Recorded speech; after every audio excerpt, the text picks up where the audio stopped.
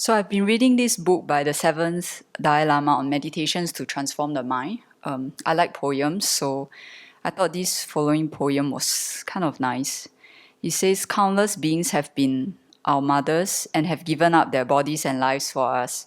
Inspire me to practice only as brings benefit and happiness to each and every one of them." So I think this is really nice and inspires me. So first year of ordination, 1 year and 1 week. So I first like to thank everyone, the community, Venerable Children, Venerable Kajol. I see some changes, and I know it's not my collective. It's not just my effort; it's a collective effort. And I'm not easy to train to begin with, so thank you for your patience. So I notice I put a lot of pressure on myself. No one pressures me here, but I just keep pushing myself. And I thought I would just share some of my changes. So there was a comment by a few people recently about, Venerable, you feel like a subdued Venerable Pelge recently. And I'm like, huh? And then I have another comment like, are you okay? Are you still recovering? You seem a lot calmer. So I used to receive feedbacks about going 80 miles per hour across the dining room, or you fly across from Gotami to Ananda. So recently, as I recovered, I am able to do that, but I'm choosing not to do that now. Because I see that when I do that, flying across the dining room or from Gotami to Ananda, there's a lot of fear. This fear turns into actions, and I just keep going. So the fear of one being chased away, fear of not good enough, fear of not moving fast enough.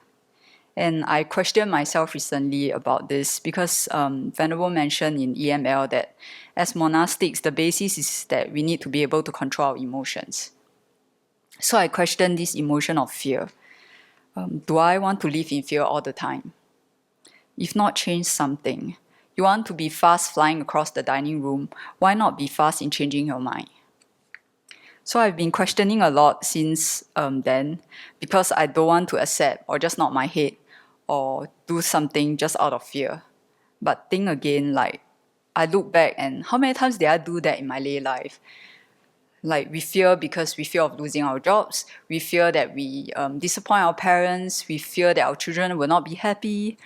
So I've been seeing this pattern that I bring here. So I don't want to do that again. And then some quote that have been coming up is being familiar with the unfamiliar and being comfortable with the uncomfortable. So sometimes I joke, I like debate. And the reason why I would say, because you can say I don't accept, and I posit the reasons and you won't get into trouble. So that's the reason that I kind of joke around with. And then Venerable also say in Vinaya class that where we have afflictions, it's good that we have this page on our afflictions and the antidotes for the respective afflictions. So I actually did that, and Venerable Damcho mentioned also that it can be found in her website. So I actually collated that and put into a one-page sheet. And I added on a few from the Lamrim, from Shantideva, and the different ways in the mind training teachings. So it's a work in progress because there are many ways of turning the mind. So something that I've been figuring out as well is like I'm seeing this life like a playground.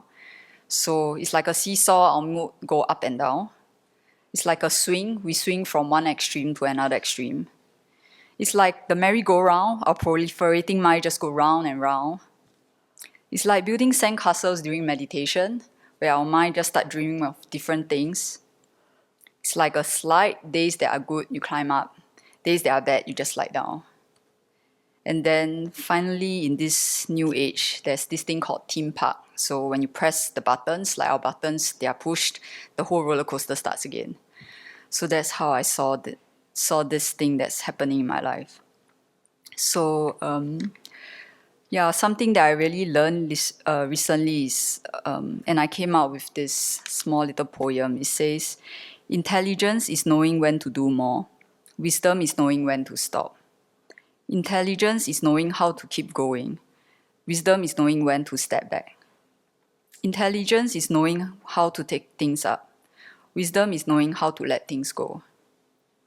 You seem capable when you know how to take many things up, but you are wiser when you know how to let many things go. So, thank you.